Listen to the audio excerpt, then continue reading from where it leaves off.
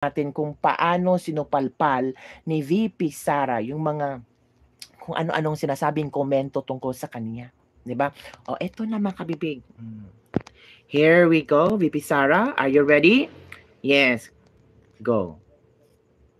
Nagpaunlak ng panayam si Vice President Sara Duterte matapos siyang magbitiw sa gabinete bilang Education Secretary. At nakatutok si Marisol Abdraman, exclusive.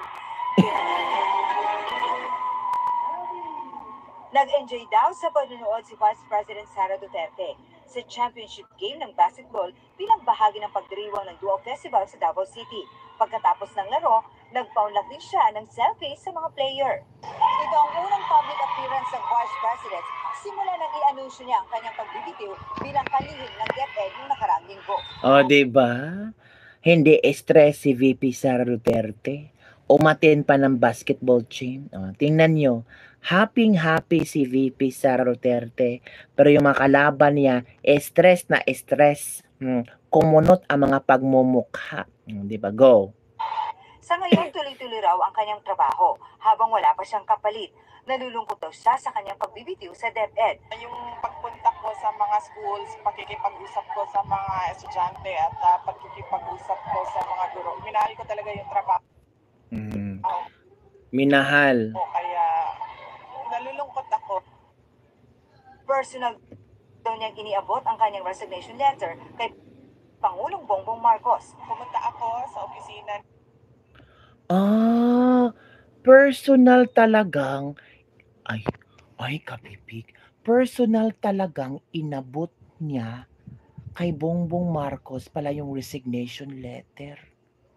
Hala, personal niyang inabot. So meaning, meron na talagang conflict yung dalawa. Sabi ni Bibi Sara, personal niyang inabot ang resignation letter kay Bongbong Marcos. O, Bongbong Marcos, ito yung resignation letter ko. Bahala ka na dyan. Ala, yun pala mga kabibig. So, walang ginawa si Bongbong Marcos? Sampal kay Bangag from Danilo Mendoza. Yes, personal talaga at pumayag naman si BBM sabay pirma. Grabe. Parang walang akala ko gusto niya si VP Sara sa pagiging DepEd Secretary. Kasi proud na proud pa si BBM na, hindi ko papalitan si VP Sara bilang DepEd Secretary kasi maganda ang kanyang pagtrabaho, maganda ang kanyang pagserbisyo bilang DepEd Secretary.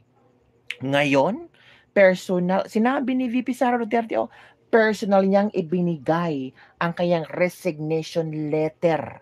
Pinamukha niya kay Bongbong Marcos na, hey, maling-mali ka. Diba? Let's continue mga kabibigan. Na-shock lang ako ba?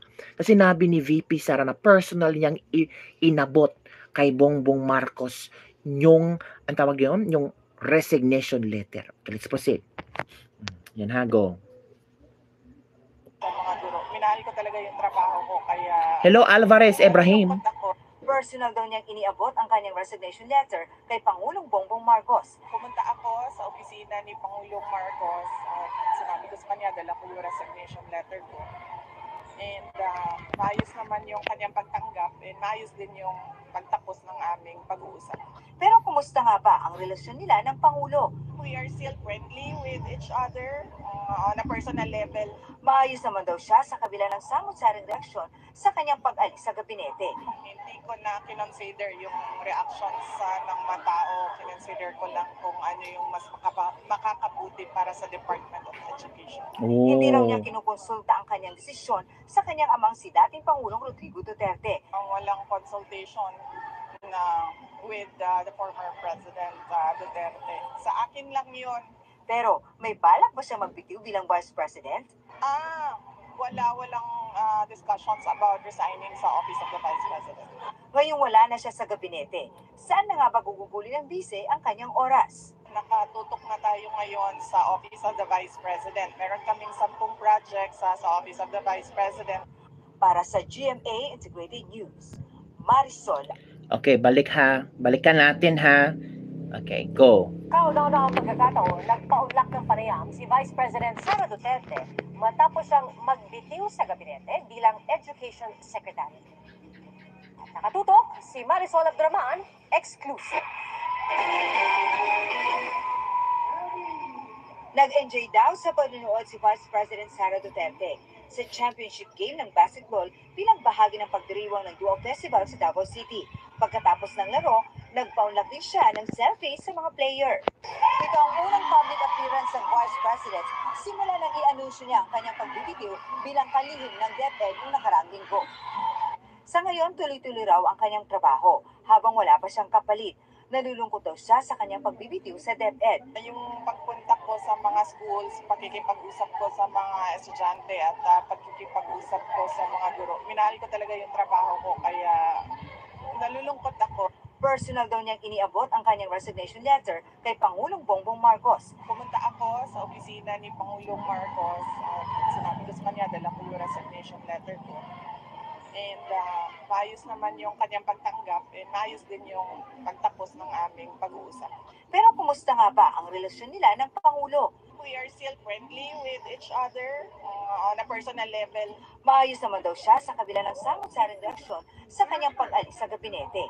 Hindi ko na kinonsider yung reactions ng mga tao. Kinonsider ko lang kung ano yung mas makakabuti para sa Department of Education. Hindi raw niya kinukonsulta ang kanyang desisyon sa kanyang amang si dating Pangulong Rodrigo Duterte. Walang consultation na with the former President Duterte. Sa akin lang yun. Pero may balak ba siya magbitiw bilang Vice President? Walang discussions about resigning sa Office of the Vice President. Ngayong wala na siya sa gabinete, saan na nga ba gugugulin ng bise ang kanyang oras? Nakatutok na tayo ngayon sa Office of the Vice President. Meron kaming 10 projects sa Office of the Vice President. Wow, ang dami parang project ni VP sa 10 project. President. Para sa 10 project pala sa Office of the Vice President. Take note ha. Na-interview ba si VP Sara ng ABS-CBN? I think wala. So meaning may tiwala si VP Sara sa GMA. 'Di ba mga kabibig? Congratulations GMA. Pinagkakatiwalaan kayo ni VP Sara Duterte na magbigay ng kanyang saloobin, magbigay ng konting storya sa pagbitiw niya bilang DepEd Secretary. It is a big achievement for GMA. So meaning may respeto, paniniwala si VP Sara sa GMA. Diba? Magandang scope yan, GMA. Continue lang yan. So, yung sinasabi nila na magbibitiw si, anong tawag dito? Si VP Sara Duterte sa pagiging vice presidente, wala. So, yung mga nag-expect dyan na si Martin Romualdez daw ang gusto nilang hahalili kay VP Sara Duterte, mahimik kayo. Hanggang ambisyon lang kayo talaga. Kasi sinasabi nila, buti na lang si VP, buti nag-resign si Sara Duterte. Kasi walang nagawa yan. Buti pa si Martin, maraming ginawa. Merong Romualdez Rice. Ay,